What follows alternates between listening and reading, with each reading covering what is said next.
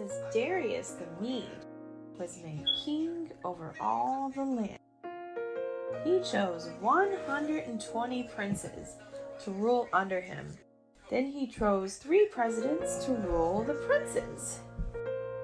Daniel was one of the presidents. King Darius liked Daniel the best because he was honest and did what was right. All the other rulers were jealous of Daniel. They decided to catch him in a mistake, but no one could find anything wrong. Daniel always worked hard and he always did a good job. There is only one way we can get Daniel, one of the princes said. Listen, I have a plan. Daniel's enemies went to see King Darius. "O king," they said, "we think you should make a law that says for 30 days no one may pray to any god or man except you.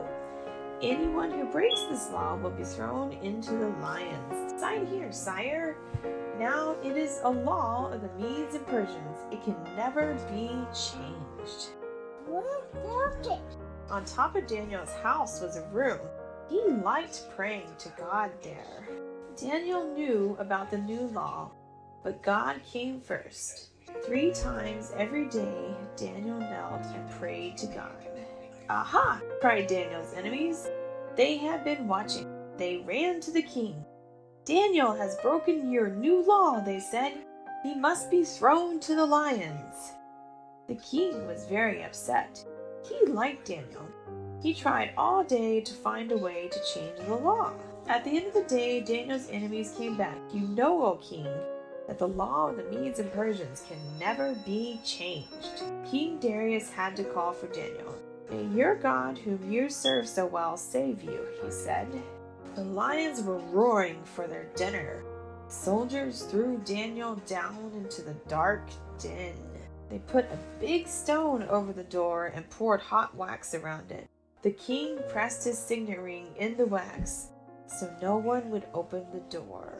King Darius felt terrible. He didn't want any dinner or music. He worried about Daniel all night. Finally, the sun came up. The king ran to the lion's den. Was Daniel still alive? "Daniel," he called out, "has your God saved you?" God sent his angel to shut the lions' mouths. "Look, I am not even scratched." The king was very happy. So were the lions. The men who were Daniel's enemies were tossed into the lion's den.